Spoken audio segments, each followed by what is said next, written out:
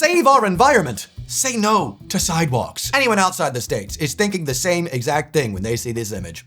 That is some American shit, okay? If you're ever wondering, why is there a certain type of thing that is just prolifically just an American bit of content? Stuff that defies the laws of logic so that everyone else around the world looks at it and goes, what in the mental gymnastics is that? Well, I can explain. My name is Edinger, and I grew up in the US. Then I spent the last 13 years of my life in London, the real one. And this is episode 5.5 of Shit Americans Say, a collective roundup of the best contributions to social media that Americans have made in the last year. So without further ado, let's jump in. Yeah, let's save our environment. Say no to sidewalks. So for those of you that haven't seen my video on why Americans don't walk to school anymore, you might be a bit confused as to why someone would ever have this sort of sign in their lawn. Why would you not want a sidewalk? Why would you want that? In most all parts of America, the paving, the maintenance, everything about a sidewalk is actually at cost to the property owner that has the nearest bit of sidewalk. And that means that if it snows out, you actually have to shovel that. And if someone gets injured, slipping and falling on your bit of sidewalk because you didn't happen to wake up early enough to shovel it, hey, they can sue you because it's the land of the free. And so a lot of Americans are just like, no, we don't want sidewalks. There's also more notorious reasons for why some Americans don't want sidewalks besides just the cost. You see, if your neighborhood is incredibly car-centric and there's literally no life on it unless you're in a car, what type of person can't walk around your neighborhood? That's right, someone that can't afford a car. So, easy way to keep the pavos out, say no to sidewalks. What's next? Do you know Iran is pronounced wrong by mostly everyone, except Iranians? The I is supposed to be pronounced like Italy. Well, by mostly everyone, do you mean Americans? This is a very good example of like the American bubble where you literally only know American stuff. And so you're like, well, mostly everyone says Iran. So I mean, that's it. No, mostly everyone in your country, yes. I will say everyone I've ever heard in pretty much the UK and in any European I've actually met says Iran. But American says Iran. I will say though, I'm gonna defend the Americans here. I don't really think that's too big of a deal. I think that it's just an accent thing. Pronouncing it differently is actually fine. You know, no one in England is calling it Italia. You know, we call it Italy. And that seems fine, right? But the thing that makes this the shit Americans say that makes me laugh so much is mostly everyone pronounces it wrong. No. Just mostly everyone in the bubble of like culture that you actually understand because you've not really talked to anyone outside of the American bubble. That's the bit that makes it funny to me. Guys who left US dollars as a tip in Greece when the currency is euros. Well, for the local people, $1 is a lot of money. It's 86 euro pence that they can't use.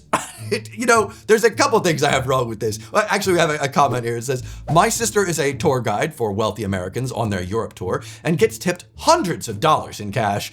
I just cannot wrap my head around it. Why the f do you take hundreds of dollars with you to Europe? And how do you get the idea that people in the EU would prefer them over euros? It's not really Americans' fault. There's a couple places that Americans do travel to in which they do accept dollars. A lot of Americans will just go to very touristy destinations close by, like Cancun, Mexico. You can actually exchange USD, it's accepted there. I know Cambodia, for instance, is a country I've been to recently in which they actually preferred in certain places a nice crisp US dollar. So it's not like it's completely out of place, but it's really the energy of like, oh, everyone wants our money. Our money is the default. We'll just give it to you. And it's that like permeating ethos and belief that, oh, whatever your money is, your fantasy money, your monopoly money, here you go, here's real money. It's ours, even though it's just useless to us over here. Also, I will say, when I first moved to the UK, I went to my US bank and I said, hey, can I get 200 pounds worth of money? I'm going to Britain. And she was like, what? And I was like, British pounds? And she was like, oh, okay. This seems to be not a normal thing that people ask for in South Jersey, turns out. I think she ended up giving me 2 50-pound notes and then like 4 20-pound notes and then 2 10-pound notes. And I was like, okay, this is perfect, right?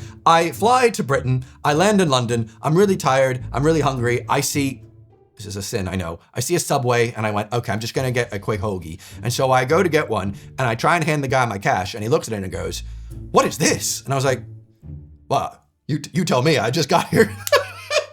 I go to the Subway in England like, hey, can I use this money here? I want a sub. And he's like, oh, look at this. Oh my God, look at the Queen. I haven't seen money like this since I had a girl's voice. First of all, that's an interesting analogy. Secondly, what? And he was like, the Queen looks so young in this. Are you serious? And I was like, I don't know. Turns out, Wasn't even legal tender. They gave me cash that was so outdated, it wasn't accepted in the UK anymore. Because it turns out so few people in my area of New Jersey in the US travel abroad to the UK, they just had outdated notes and they hadn't actually cared to get new ones. So I had to take all that money to a UK bank and get it exchanged. There's a lot of reasons why we have problems traveling in the US. It's really fighting an uphill battle. Next. France's new high-speed trains were just revealed and they look incredible. Yeah, probably paid for by American taxpayers through overcharging tariffs to Americans. Turns out the American taxes, they actually don't give Americans things like low-speed rail or pedestrian infrastructure or healthcare. But for some reason, the taxes Americans pay are paying for all the other foreign countries. That makes sense, right? The American exceptionalism that has been indoctrinated into you through school and through the news and through everything, that Americans are the greatest at everything, cannot coexist in your brain with news that other countries are actually having quite great benefits to society and having great qualities of life. So you can't actually accept those two things. And so the only way both can exist is if America is so great that rather than give its citizens basic benefits, the taxes are paying for the other countries. That's also not how tariffs work, guy. I'm so sorry to tell you. Personal experience with tariffs. Ordered a piece of equipment from Spain. Delivery is held until I cough up $450 of import fees. Whew. This is 22% of the purchase price. I thought the manufacturer from Spain would pay for this. Nah, I pay for it. How does this benefit me? Asking for a friend. And I will say this goes both ways.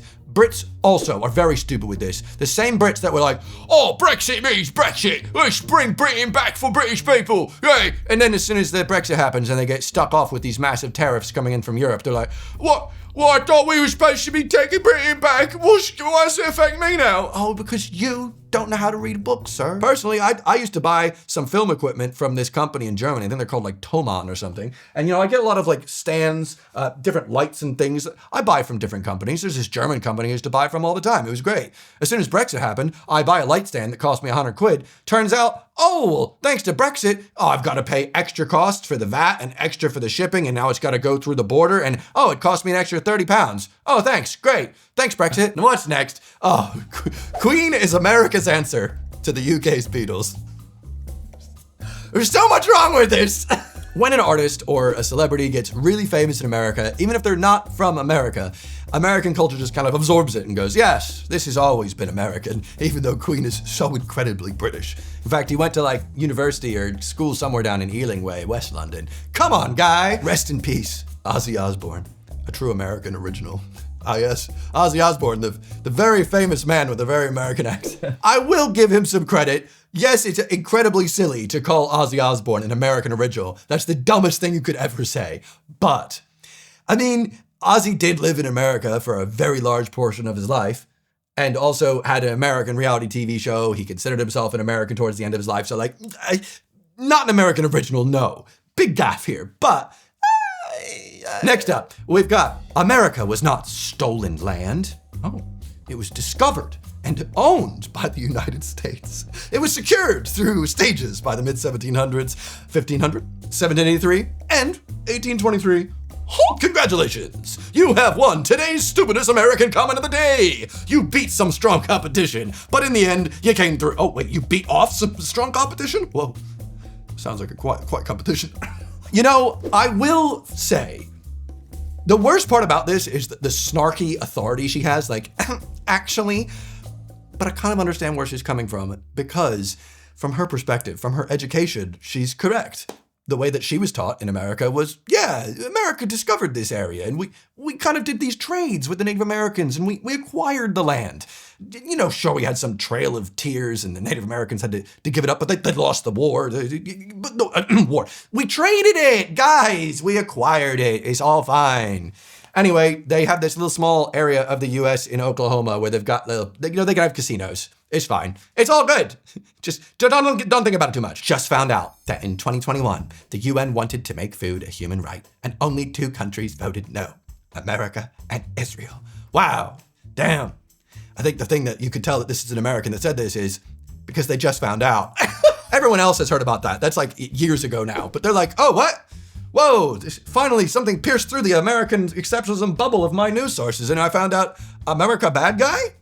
America bad guy? No, actually, the defense for this is, Well, yeah, because if America believes that human right is to have food, then we'd be the one paying for it. Our taxes pay for them French trains, and then we're supposed to be paying for them food for them Africans? I don't think so. We can barely feed our own. you're right, you can.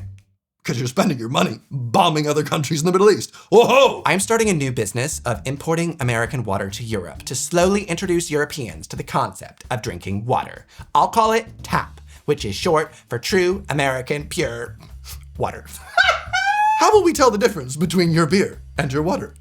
American light beer is bad. Listen, I've genuinely never had a good American beer. That I will just throw that out there. I feel like it's so easy to get good beer in every country I've ever been to in Europe, especially Germany, Belgium, and also England's got some great ale. America, I'm so sorry, the only things you're really exporting, at least culturally, is the light beer, which does taste like piss, and the craft beer. It's just not ubiquitous. I hate when people go like, oh, you just don't know the real American beer at this small brewery down in Minnesota. F off. Guess what? You can have small breweries in every country. We're talking about the genuine quality all around. You don't say wine is great in England just because there are some good wines. You go to France and then you weep because it turns out your wine is shit. 7 days in Europe. Croissants and pasta. 3-hour dinners. No gym. Aperol spritz and wine. Beach, gelato, desserts. Lost 5 pounds and never felt healthier. Americans, when they start walking 15 minutes a day instead of taking the car to get to the toilet. It's crazy the difference it makes to just be able to be fit by existing, just by living your life. You don't have to work out, you don't have to exercise, you just go to work. And to do that, it involves walking 10 minutes to get to the tube station, getting off, maybe walk another 10 minutes, and you do that back the other way. Guess what? You've just spent 40 minutes of your day walking. I know a lot of Americans are now waking up to this and they're like, I know, but we don't have. You can do it. You just gotta protest, all right? Learn how to protest the right way. Pupils use phone locking stations at Scotland's first phone-free school. Well, that sounds like an interesting idea. I feel like I'd probably want a phone-free school for my kid in a way. It's just because they're so addictive, it'd be like, I don't know, it just feels like a big thing. So I feel like that makes sense. They're trying to make sure that people's actually focused. It's fine. If there's a shooting, how do they call for help? Oh! Almost every other country has solved this problem that you guys seem to be plagued with, and schools in other countries aren't like dystopian horror films. Wait a minute, you can remove the phones? Yeah, you can remove the guns too. You just have to, have some sort of moral backbone and a propensity to change things. All right, what do we got? An American arrested in Brazil and wants American rights and amendments even in another country. Eu posso ir junto? Ele é menor de idade? Não. Se ele for menor de idade, você pode. Eu sou a companheira dele. Posso ir junto no carro? Okay, like a dog in a cage. Yeah. Like A a dog dog in in a a cage. This is how Brazilians treat American citizens. Got it? Listen up, Donald Trump. Do whatever you want.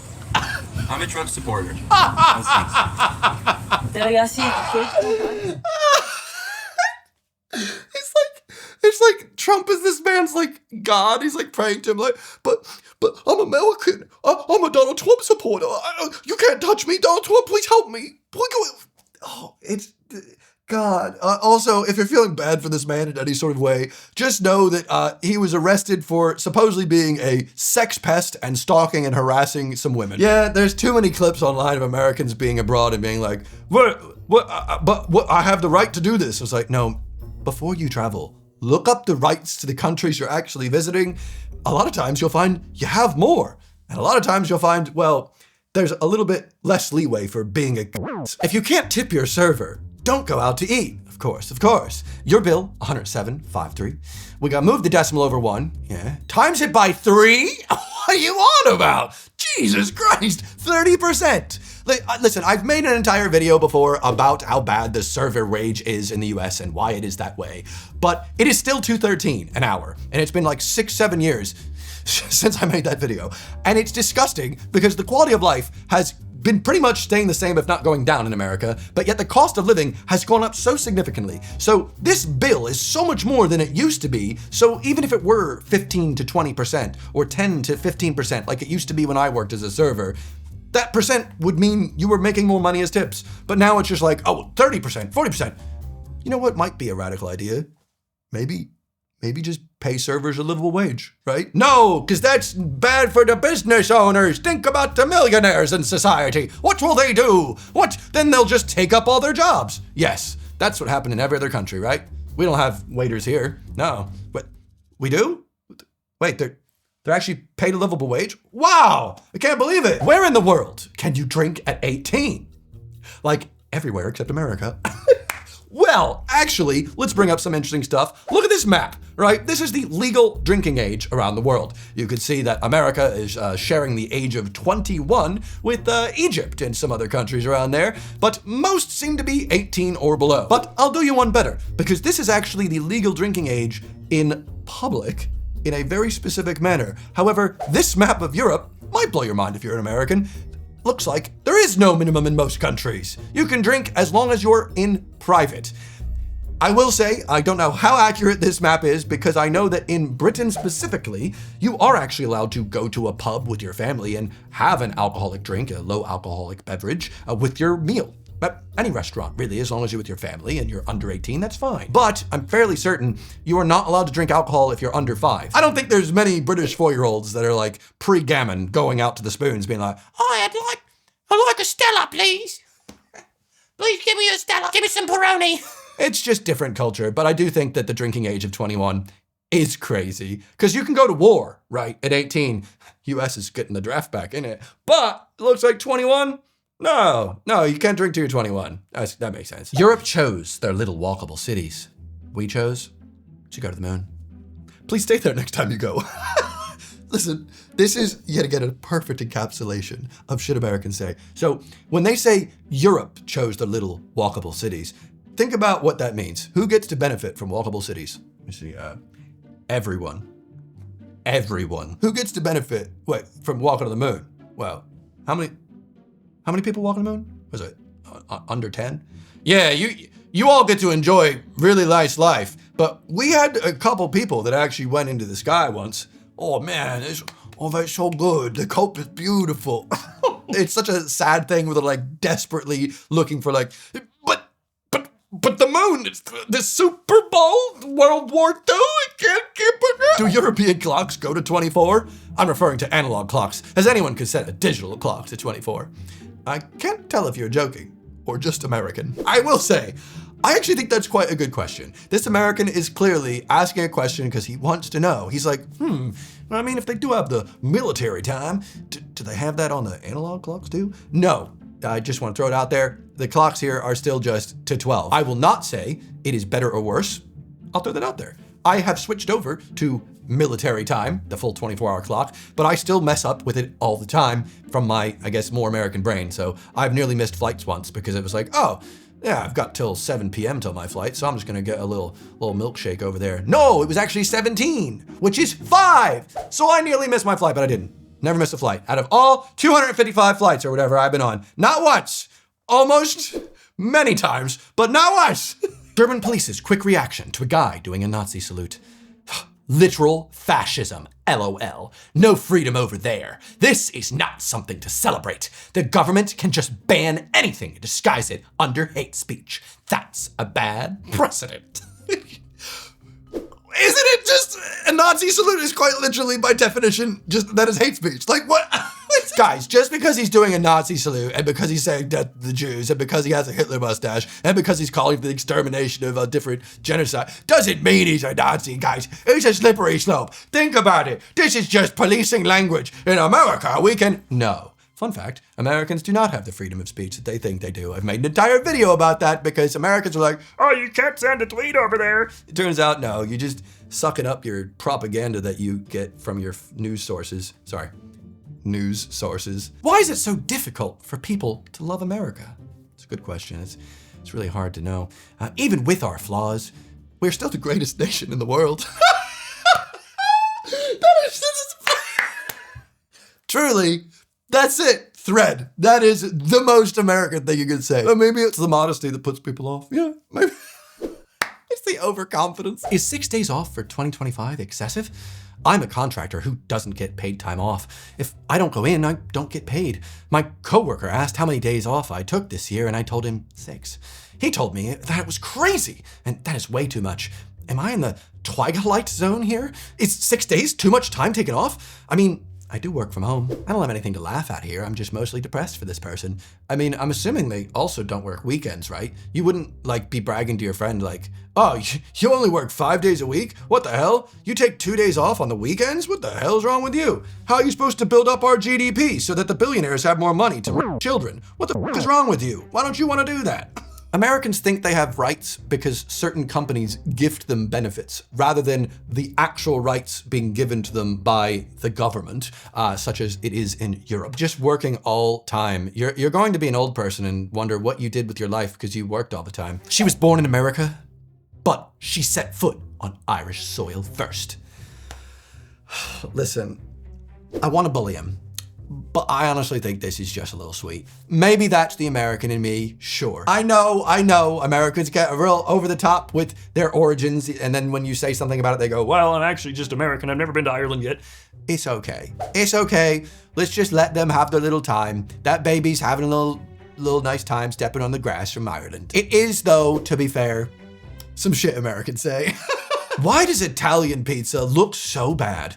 It seems uneven and disproportionate, whereas American pizza is far more balanced for its design and texture. Gonna have to have you Google ultra-processed foods, maybe, some UPFs. I can tell you that eating an Italian pizza compared to an Italian-American pizza, very different thing, very different thing. I will say, put me on the cross, Italians. I think American pizza, especially from New Jersey and New York, is so much better than Italian style. And actually, I wish I could get more of the New Jersey style pizza in this country, but I cannot, because all they have is this Italian one, which is nice. But I will die on a hill, even with the UPFs. I think American pizza is better. Okay? Dip it in the ranch. I'll bring it back. You dip it in some blue cheese. This is my American hill I will die on, all right? This is my Sumter Hill, or whatever the f it's called. Fort Sumter? Sumter like that. Next, do you use WhatsApp? No, I live in a first world country. Listen, this is where you find out all the Americanness in me still existing, but I think that's funny. Is it because I'm still American? Absolutely. There is no debate between iMessage and WhatsApp. I hate WhatsApp. I hate having to use WhatsApp. I understand that it's so you could talk to people that have Android phones and stuff, whatever. But whenever an iPhone user uses it, I'm like, what is wrong with you? You ever send an image or a video on WhatsApp and you can see all 8 pixels of it and you're like, what is this? It just compresses it so bad it's an awful messaging system. I don't care that other people are on it. I just don't really message them as much because I don't like having to use a disgusting app which compresses my images. I sent some lovely drone videos to some friends the other day on iMessage and I was like, look at this. I shot these drone shots the other day. I was so proud of them. And then this is what I sent to my friends on WhatsApp. So poor Chris Spargo has to see this. I'll die on that hill as well, okay? I'm so sorry. Could someone like Jimmy Kimmel even exist in Germany? Where's this gonna go? What we got? Jimmy Kimmel is a comedian who appears on American television every weeknight. He is known for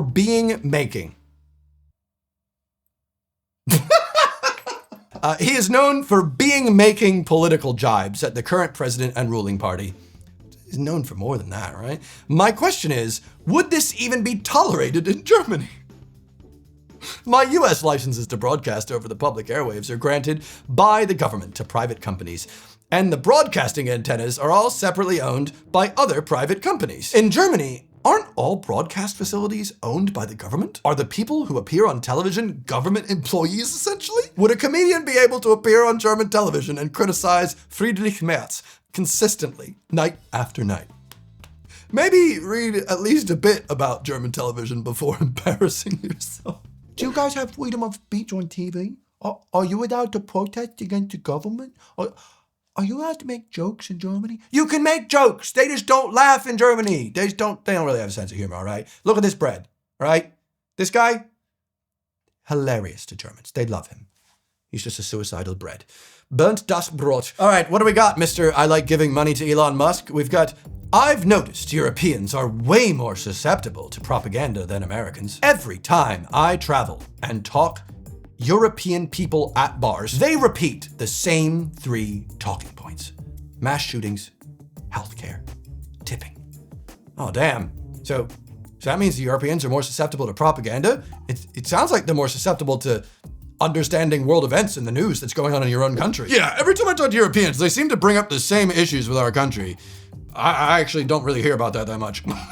It's propaganda to tell us about the healthcare problems. No, it's called being well-read, you stupid. I can't believe it. Why are these Europeans so informed? It's so annoying. It's obviously propaganda. They're just reading into the propaganda. They haven't heard about our national parks. They haven't heard about the new double Whopper that they sell at Wendy's. That's right, there's a collab between Wendy's and KFC and Burger King. They haven't heard about the KFC Double Down. They haven't heard about all new fried chicken joints jumping out. All they talk about is the mass shootings and the things that actually matter in society. Please, if you are an American, I would just like to please beg of you to just look things up before posting about it online. You know, like Florida, man?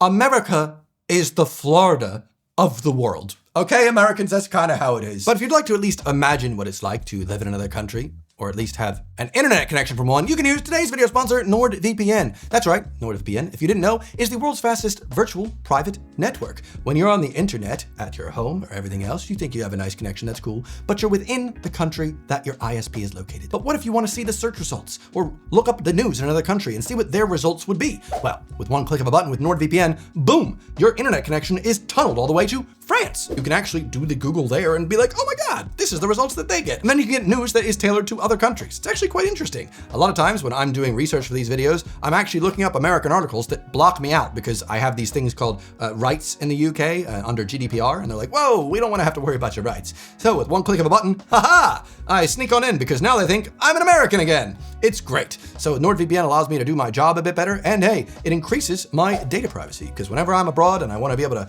connect to the internet, I want to make sure that nobody's spying on my stuff. Guess what?